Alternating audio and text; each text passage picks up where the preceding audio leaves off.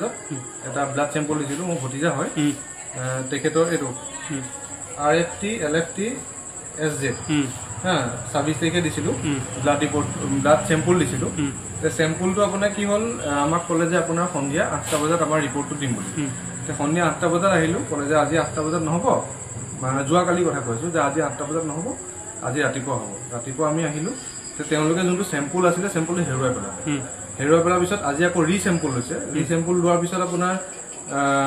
আমি আহিলো 6টা বজাত ৰিপৰ্ট দিম বুলি ক'লে 6টা বজাত আহিছো তাৰ পিছত কৈছে যে ৰিপৰ্ট এতিয়ালৈকে হোৱা নাই তাৰপিছত বহুত কাকতি মিনতি কৰাৰ পিছত আমাক 7:15 বজাত আমাৰ ৰিপৰ্টটো দিছে তে মানে এই গাফিলতিটোৰ কথা কৈছো নগাঁও মেডিকেল কলেজৰ যোনটো গাফিলতি ব্লাড চেম্পল আমি কালি দিলো কালি হেৰুৱালে সাপোজ যদি পেশেন্টটো ইন কেস যদি কিবা এটা বেছি মেজৰ প্ৰবলেম হলে হয় তেতিয়াহলে কি হলে মানে আজি যাতে হেতু কাৰণে আপোনাক কব বিচাৰিছো যে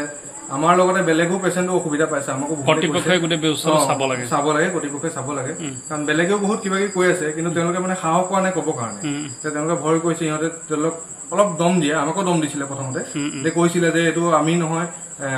ইটো শিফটৰ মানে CCL যাব কৈছে তাৰপিছত ক'লে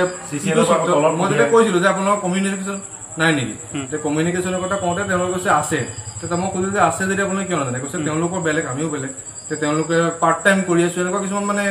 বেবাসায়ী কথা কয় মানে যেটো লিংকেট নহয় মানে পেশেন্টে এটা ৰিপৰ্টৰ কাৰণে মানে এটা টেষ্টৰ কাৰণে দুবাৰ ব্লাড ল'ব লগিয়া আছে আৰু পেশেন্ট যোনটো আছে ব্লাড নাই আজিলৈ ব্লাড নাই তেওঁলোকৰ কোনো কাৰণত ব্লাড নাই কালি দিওতে বহুত কষ্ট কৰি নিব লগিয়া হৈছে সেই ব্লাডটো আজি নাইকিয়াই হ'ল নাইকিয়া হোৱাৰ পিছত মই বাপি হিচাপে মানে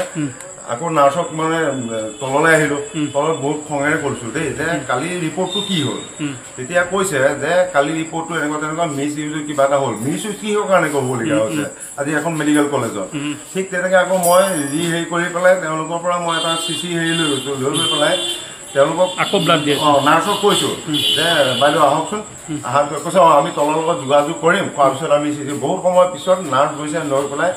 এখন হাতেদি ব্লাড নোলোৱা নাই আকৌ সেকেন্ড ইখন হাতেদি এই ইনসুলিন হেৰি কৰি পেলাই ব্লাড উলিয়াবলগীয়া হৈছে ছোৱালীজনীয়ে বহুতখিনি কষ্ট পাইছে কোৱাৰ বিনিময়ত মই ব্লাডটো আনি ঠিক জমা দিলো ঠিক আপোনাৰ 2:30 বজাত ব্লাড জমা দিয়াৰ পিছতে তেওঁক সুধিলো যোনজন ল'ৰা আছিলে ঠিক 2:30টাৰ পৰা 3টা বজাৰ ভিতৰত যোনজন ল'ৰা আছে তেওঁক কৈছে যেতিয়া মই যোৱাকালি ৰিপৰ্টটোৰ কথা কওঁতে তেওঁ মোক লগাইছে যে আপুনি 3টা বজাত আহিব ৰিপৰ্টটো পাই যাব ঠিক তেনেকৈ মই ব্লাডটো আনি যেতিয়া জমা দিছো তেতিয়া মই আকৌ সঠিক সুধিছো যে তুমি ৰিপৰ্টটো কেইটা বজাত দিবা তেতিয়া সি মোক কৈছে 5টা বজাত 5টা বজাত ঠিক তেনেকৈ মোৰ ভাইটি অহাৰ লগে লগে ভাইটিয়ে মই যেতিয়া আহি এটেণ্ডেঞ্চ দিছো তেতিয়া ভাইটিয়ে মই গৈছো মই নোযোৱাৰ ভাইটি গৈছে ভাইটিয়ে গৈ যেতিয়া সুধিছে কৈছে যে 8টা বজাত দিব 8টা 9 বজাৰ আগত আমি গৈছো যে ৰিপৰ্টটো আহিছে নেকি বুলি সুধি যাওঁ তেতিয়া তেওঁলোকক খেলি মেলি আৰম্ভ হৈছে তেতিয়া আমাৰ এখন তৰ্ক বিতৰ্ক আছে সেই তৰ্ক বিতৰ্কখন